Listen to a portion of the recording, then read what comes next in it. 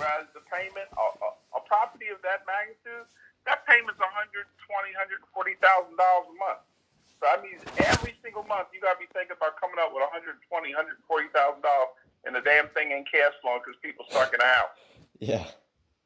And it's saying 80% occupancy, but I doubt that now in today's market. Right. They're telling you occupancy from last year, and they're averaging the whole thing out because that's the game that they playing right now. Right. So you want to ask them, what has your occupancy been since March? Since March? What was your occupancy? What's your occupancy so far this month? What was your occupancy last month? See what I'm saying? Yeah. You want to ask them, what was your occupancy during the corona period? I don't want to hear what your occupancy was last year. Right. You know what I mean? You got to think, because there's a lot of moves for suckers. So I never put them in the driving wheel once it says, so what numbers are we looking at? Like, what would you work on? It's more like What? We never put them in the driving in the steering wheel, because if we say what are they willing to work on price, then they're gonna still bump us up. But are we supposed to just throw out a number? Oh, I'm not gonna throw anything. I'm not. What you do is you do it real simple. Okay, listen to me. This is what you do. Okay, you say to them, hey, look, I'm looking for win-win deals. It's got to be something that we can win, and top price isn't the win. Right. So we're investors. Investors are here to make a profit. So how can we make a profit? Are we getting a deal on this property, a discount? Are we getting, terms? Like, what are you working out? You got to put it in your own way. See me? I can just get on the phone and I can just have conversations with people, because that's just how I am. Yeah. I've been doing it for so long. It's just a natural thing. I can't even think about what I would say anymore. Right. You understand? Yeah. I can't think about it. And the reason why I can't think about it is because of the simple fact I might say something different each time. So what would I say when they say what does a deal look like to me? A discount, terms, or combination of price and terms. That's what he said. Price, terms, or a combination of price and terms. Which one can you offer? Uh-huh. Then you turn it back on them. And what's a better option? Price. And then for terms. Terms is really just for the cash flow if nothing goes right? Kind of like a backup? Yeah. Yeah, you want terms. If you can't get the price, you want terms. But you want price, because price is money. Right. But then how do we work that around with an agent? They're all, trying to just... Well, a lot of times agents are knuckleheads. And you got to say, hey, and I know there's a lot of stuff sitting on the market. You want to close? Right. You want to close? You want to eat?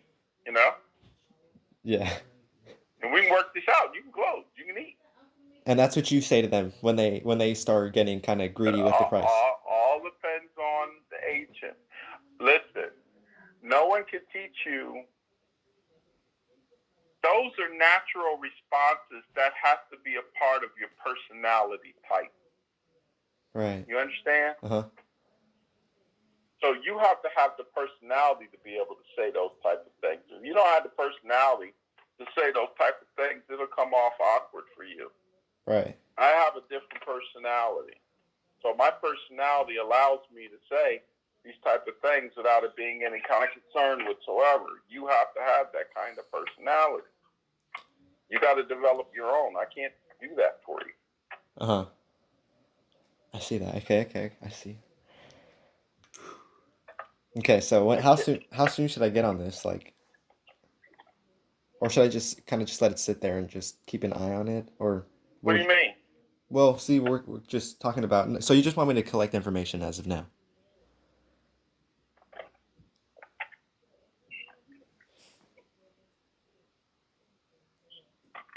No. What you want to do is I would talk to him. I mean, I would talk to him. It doesn't hurt. Yeah. Talk to him. You know what I'm saying? You got to practice your conversation with people, and it's got to be as natural as you and I talking. It's not that big of a thing. Okay, here it is. You got money in your pocket. They want to get the money out of your pocket into their pocket. That's the bottom line. That's their motivation. It's not because they like you. It's not because they even give a damn about the property. It's because they want to get the money that's in your pocket in their pocket, period. And you have to understand that. It's just that simple. So how do you leverage that? You understand? With that type of knowledge, you know the truth. Truth is, they want the money in your pocket in their pocket. Okay? Okay. And you can even say that, you know, as a joke. Hey, listen, I got money in my pocket that I want to get to you. How can you help me get it out of my pocket into your pocket? That's throw them off. Yeah. That would make it more direct, right? Just like straight to the point kind of thing. Yeah, how can you help me do that?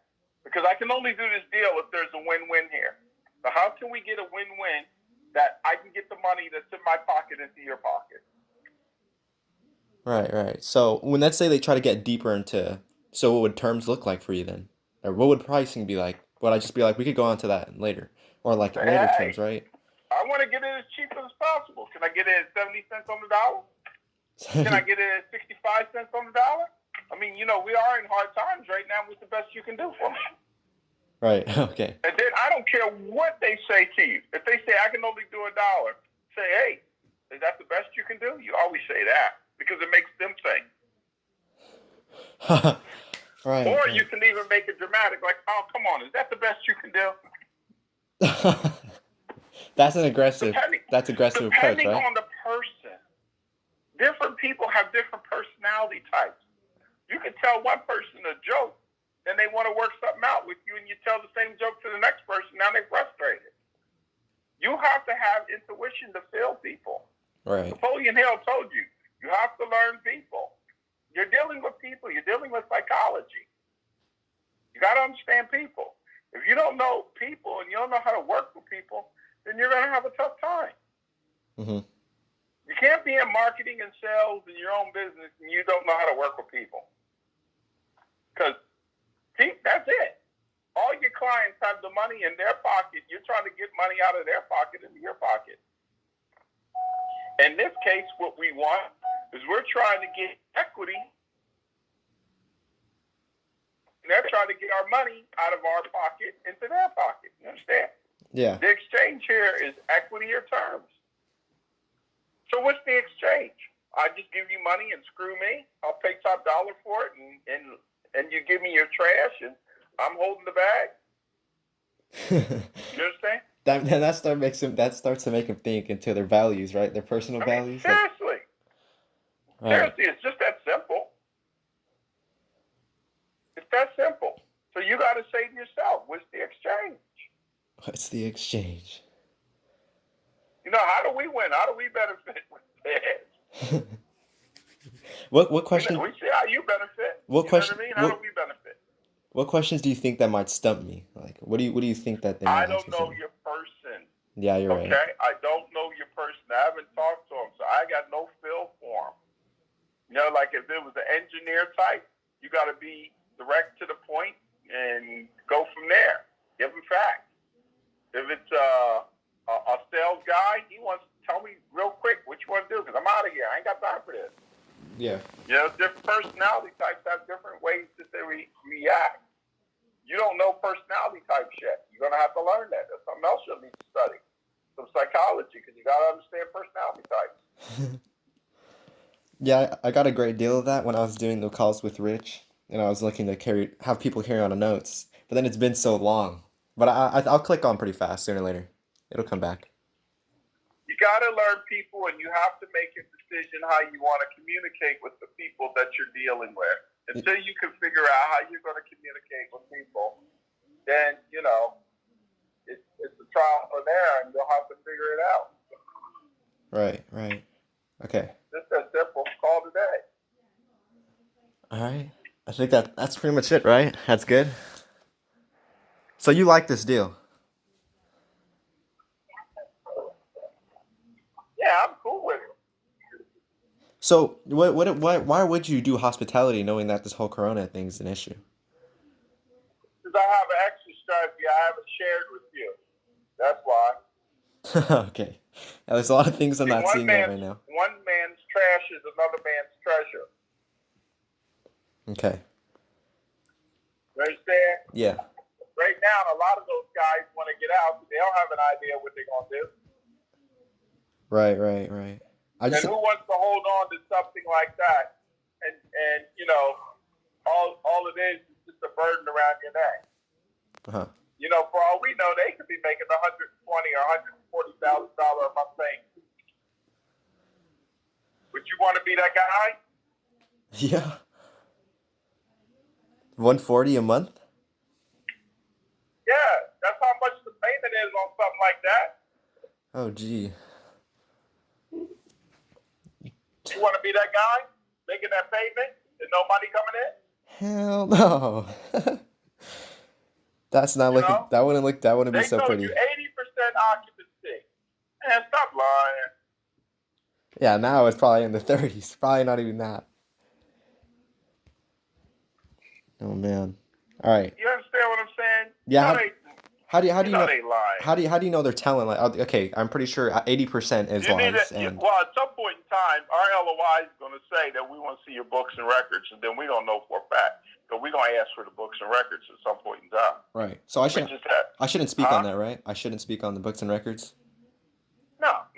But Right. at some point in time, we're going to hit them for books and records. Trust me. Okay. And that's how we're going to know. We're just not there. It's too premature. Uh-huh. But when we hit them for the books and records will tell us. So they can tell the lies all they want. They're going to get caught. We're not buying it without reading those books and records. So we'll know. Yeah. Okay. You know? Because, see, and it's not because of the simple fact that we care if they have occupancy. I don't care if nobody stayed there for the last 10 years. I could care less. What I care about is the knowledge to be able to use it against them. See, I want to bring out the facts. So when they say, oh, it's worth $12 million, well, you haven't had anybody in there for the last year, 10 years, or whatever. So how do you get an evaluation of $12 million? Uh-huh. You see what I'm saying? Yeah. We're going to turn that on them. And we're going to use that as one of the negotiating tools for price. And that's further down the line, though, right? Huh? That's further down the line, of course. Once it comes, at that point, we're just throwing out numbers. Yeah, we're going to use that to negotiate price. Okay. So right here, this one's just a 58 units. And then they have another one attached for an 88 Wingate. It's 88 units. And this is all near the $139 million project. But now they're together, I guess they're doing it as like a portfolio kind of thing, and it's for 33.9. But obviously, that's not the deal anymore. That's not the case. Well, the question is okay, you got two brand new hotels. Why are you selling both your hotels? They're brand new. Why are you selling both your hotels? So this means they're in a desperate situation. If not, then they have better ideas. Why are you going to sell this big development's coming in that's so great? Why aren't you holding on to it? Should I ask that? Be upfront like that? Probably knock them off. What's your motivation? You know, like, why are you selling? That's a valid question. Why are you selling? And you want to hear what they say. Oh, my wife died and I can't stand it anymore. You know what I mean? You want to hear what they say. Because you're listening for a realistic reason.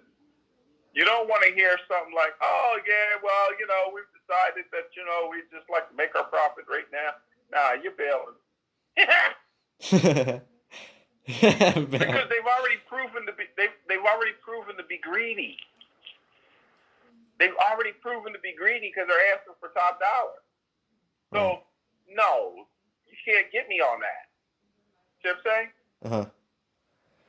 So you got to listen to what people tell you, and you got to listen to what people don't tell you. You understand? Right. So that's the gift from God, to be able to have discernment, to pick up on things that people don't say. That's what makes you really good, when you hear those voices. And the more meditation you do, the easier it'll be to hear those voices. So they'll talk to you. In the middle of the conversation, you'll be hearing voices saying, nah, you lying. You tapping. You know what I mean? Yeah. You'll hear it. Those filters, right? Yeah, that's your connection. That's your spiritual connection. And, you know, the more you tune it up, the more you can hear things. Okay. So would we go on let's say they aren't willing to do. I'm pretty sure they're gonna do individual, but right here it's basically 33.9. I'm guessing putting together. Would we even still go? Will we still go after that? That's a lot. They're going to want a lot of money down in order to do that. I really don't want to bite off that piece, that big a piece. I'd rather bite one at a time. You know, like maybe do two different contracts and go at it one at a time. I'd rather do that. Okay. What is the difference with that? How does that make it any safer? Because what happens is you only have to put the money down on the first one and then double back and get the other one. Close one, then double back and get the second one. So that you don't have to come up with so much money. Okay. Oh, you got a calculator? Yeah, I got you. Okay. So do this. 34 million. 34 million. By the time they add everything together. So say 34 million times 3%. How much do they want down? 10.2. Huh? 10 point. Oh, hell no, not. No, yeah, 10.2. That does. Yeah, that's 10.2. 10.2 what? What are you talking about? That's not 10.2 million. I said 3%. How much do they want? There's no way 1 mil. How am I? I think I'm doing this wrong. 34 million, right? 3%. 10% is 3 mil. 3% is 1 mil. Yeah, 1 mil then. Right. So, do we want to get involved in doing 1 mil, or would we rather do a few $100,000 and call it a day? Oh yeah, sounds a lot easier. 100,000. 100. There you go. That's why. It's less moving parts. Mm-hmm. So would it make it easier to say if maybe okay, let's say that we would take both of them together, and then in order to do that, we could go down on price. Would that make it any easier? You know, aside yeah, from... but it all depends on what they're going down in price. What would work out one first, and then say, hey, I see you got a second one. If I decided to buy both of them, one right after the other, what would you, what kind of discount would you give me? What kind of discount are you looking for? 65, 70. Hey, I want to get as best as possible at an investor. My goal is to get it as cheap as possible so I can make money. That's how I make money. I mean, I'm thinking of 50 cents on the dollar. Can you do that for me? 50 cents on the dollar. They'll be like, hell no, we could do 70, and then at least it pops you up right there. Yeah. It's your property. You tell me. What can you do? We got to be realistic here. I got to be able to win too. So, I get it. It's your property. It's a beautiful property. I bought into the property, but we got to do the math. So what can we do on the money? Mm-hmm. I'm ready to go. I'm ready to buy this thing. What can we do? Okay. Now, this is all hypothetical, right? We're just, putting some foundation down on the table. Hey, I'm asking you a question. Now you got to respond back. You wanted to role play. I just answered the question. What can you do? Because this is what I would really say. Oh, you're role playing right now. I did not know. Okay, go for it again.